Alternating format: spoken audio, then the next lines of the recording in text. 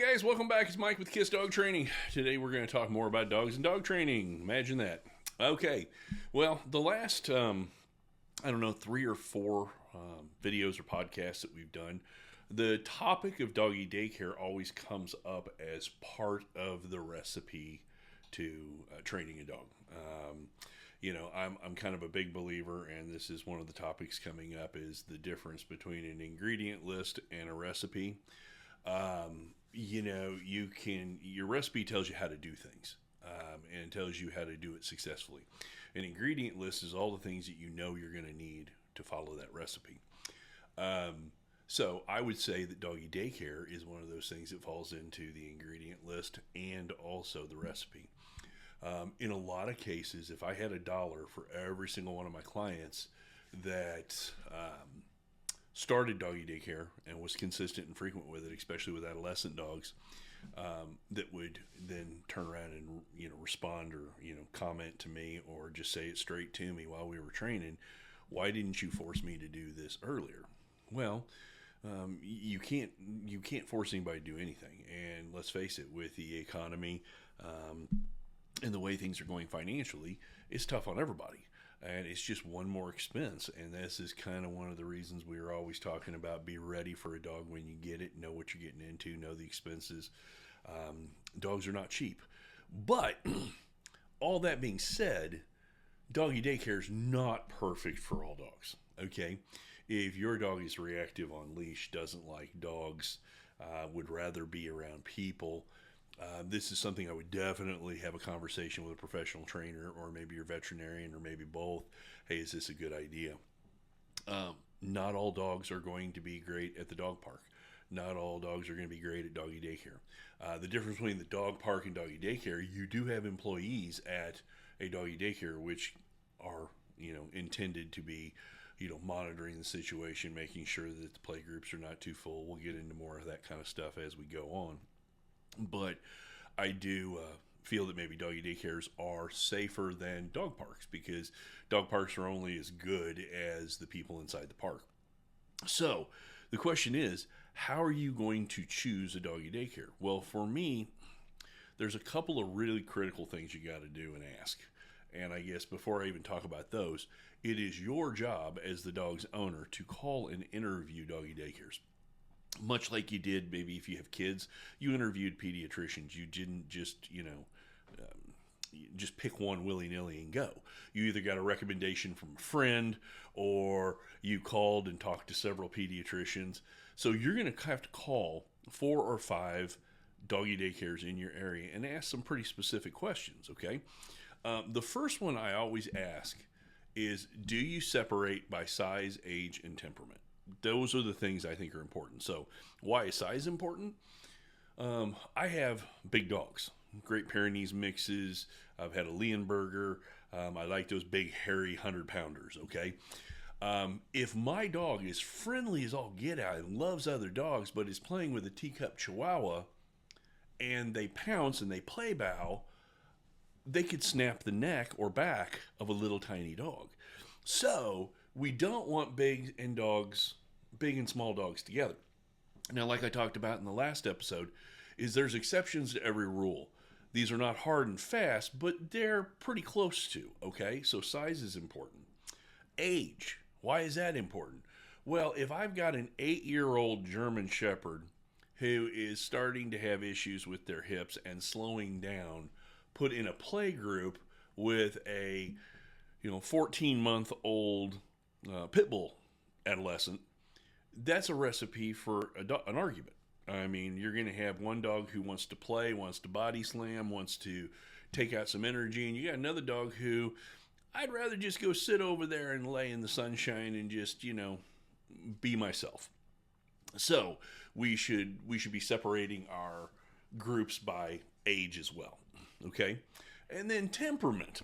Okay? Temperament could be everything from dog reactive to just wants to play really hard. And we're not going to put the really hard players in with the shyer, dogs.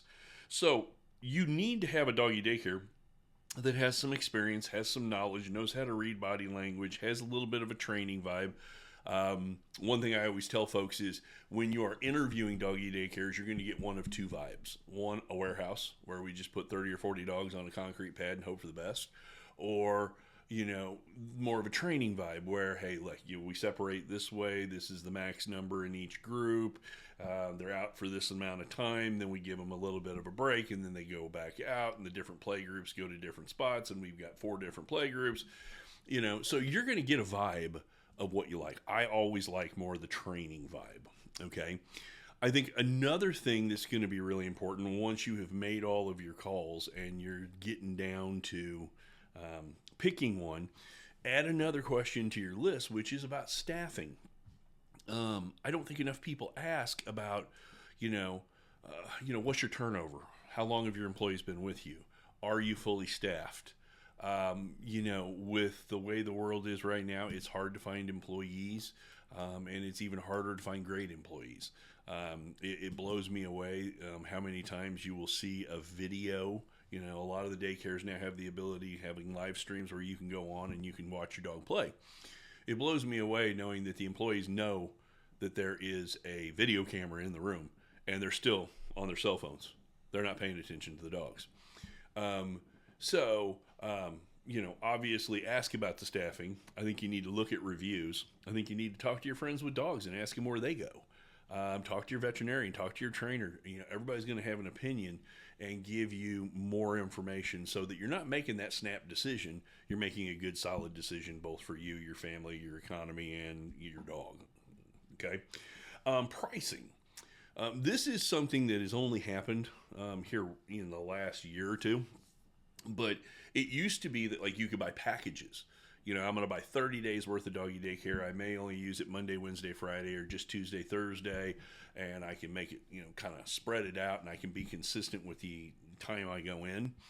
But there used to also be a half-day package. So with everybody working from home, they may take the kids to school, drop the kids off, take the dog to doggy daycare, come home, work for 5 or 6 hours, then be able to go in, pick up the dog, bring them home.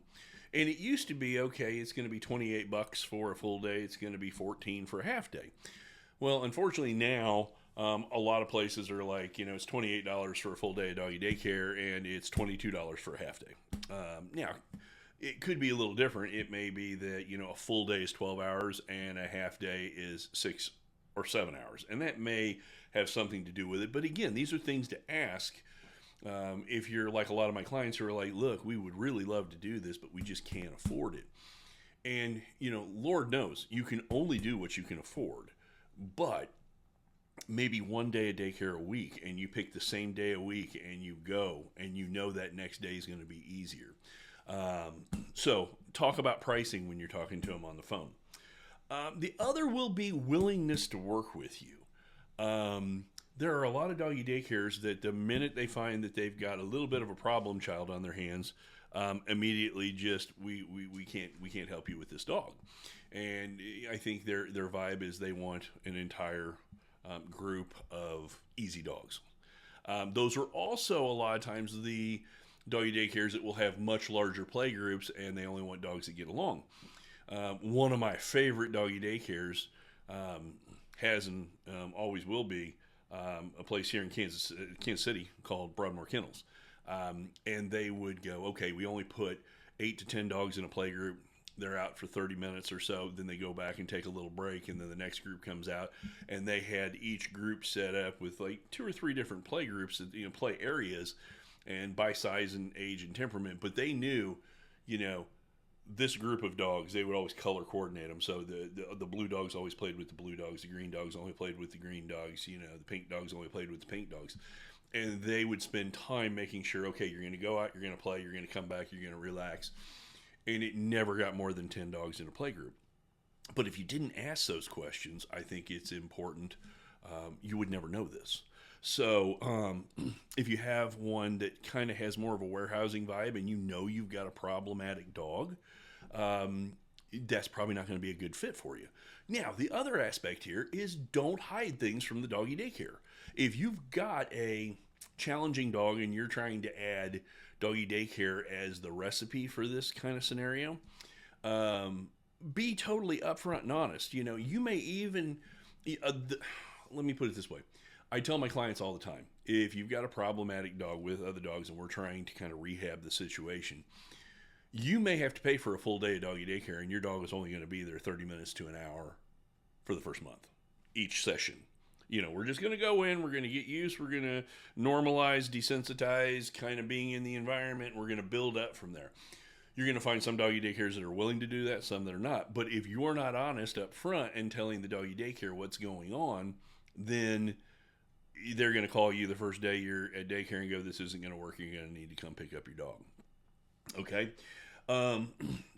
We talked about it originally. This is not something that is a quick fix, but I tell my clients all the time, if you can do Monday, Wednesday, Friday doggy daycare and your dog is good at it and enjoys it, all keys to the situation working, you take the dog on Monday, Tuesday's going to be a lot easier because the dog's worn out. You take the dog on Wednesday, Thursday's easier. You take the dog on Friday, Saturday's easier. Well, Sunday your dog may be a pain in the butt again and full of energy, but you're taking him back on Monday, and who knows, maybe you can take him for a longer walk on Sunday.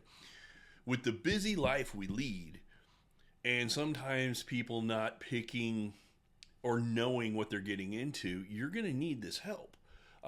Another good example is people who will go out and get a puppy and have an older dog in the house.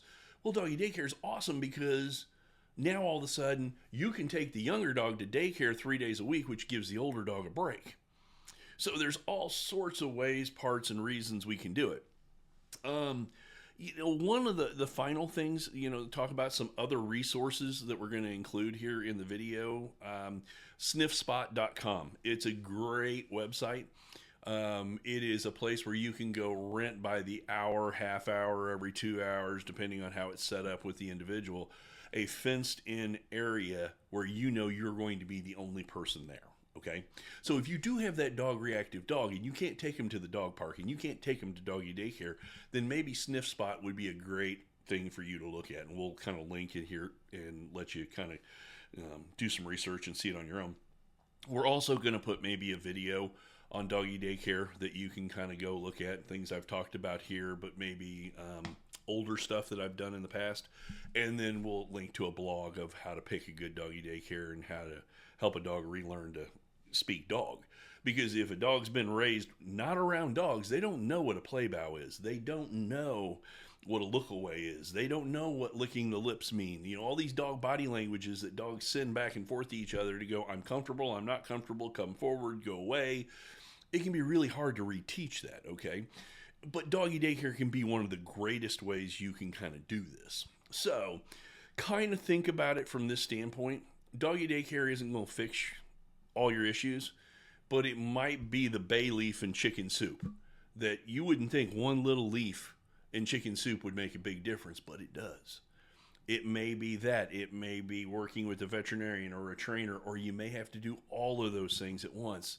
So don't look for the quick fix. Don't look for the one thing that's going to change it. Be consistent and frequent with a routine with your dog daily, weekly, monthly, that then over time pays great dividends.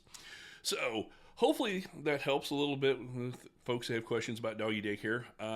This is Mike with Kiss Dog Training. Come back next time. We'll talk more dog.